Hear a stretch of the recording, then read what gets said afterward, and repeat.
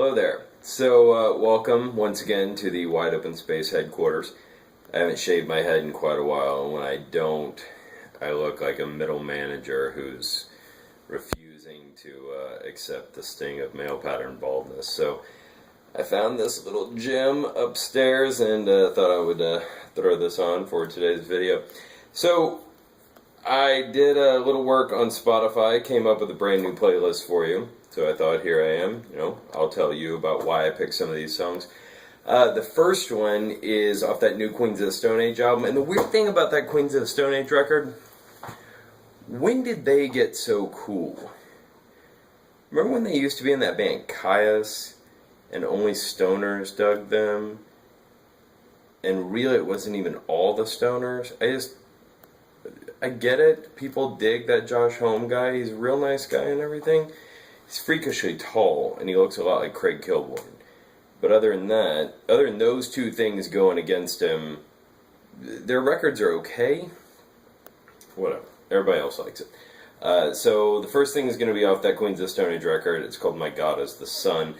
Then we're going to have some old Weezer off of Maladroit, just a song that I dug. Weezer just announced their big Weezer cruise coming up. It's got Ash, Cat Power, Cribs, Weezer, and then a ton of either boring or insignificant bands. But you can read about it here on Wide Open Space.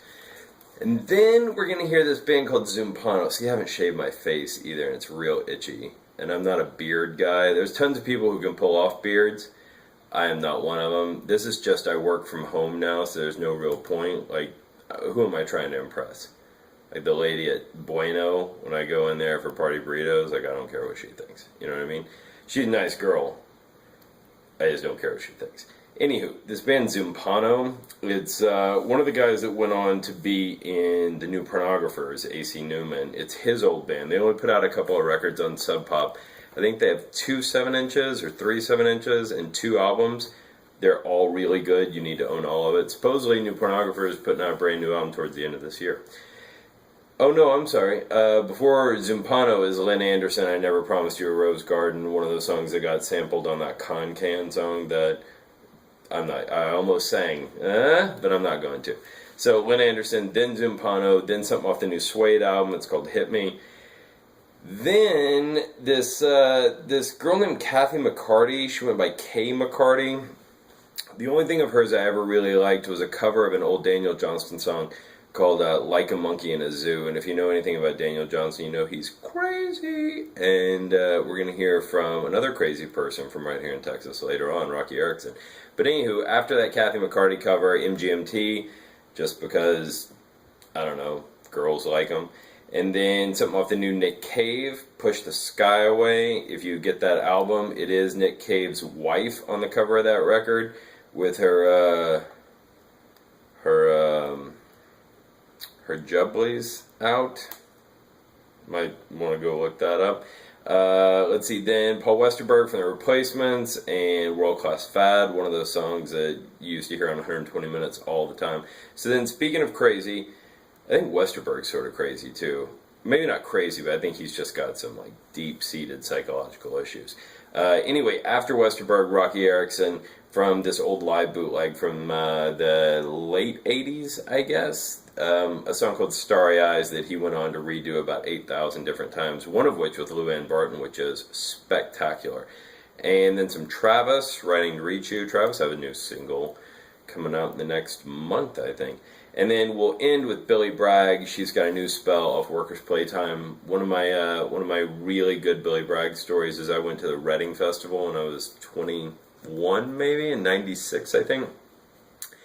And I'm backstage, and I just interviewed, Ash and the Roses and like Sonic Youth, and I was talking to all these big stars and everything.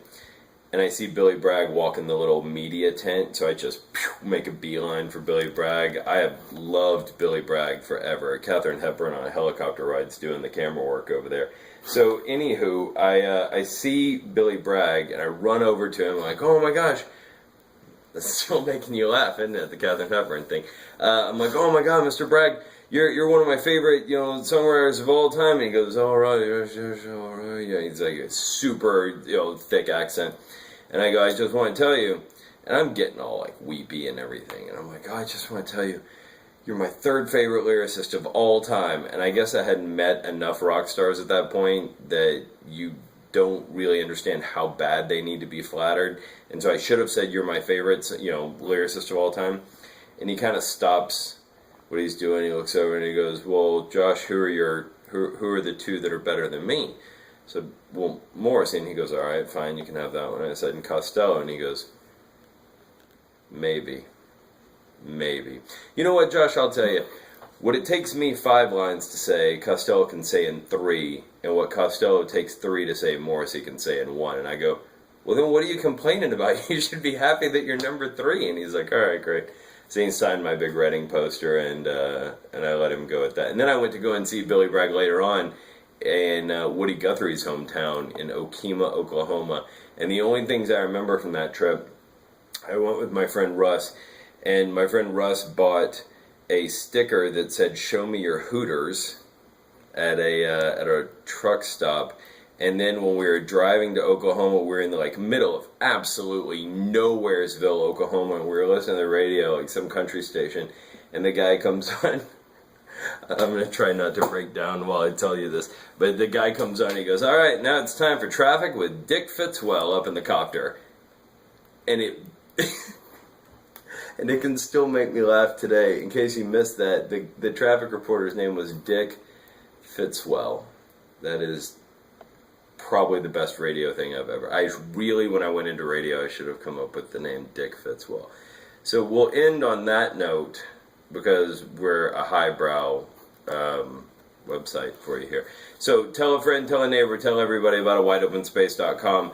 And now that you've heard this, you should go and listen to the Spotify. The link is on the right, or the link is below. And thank you very much. See ya.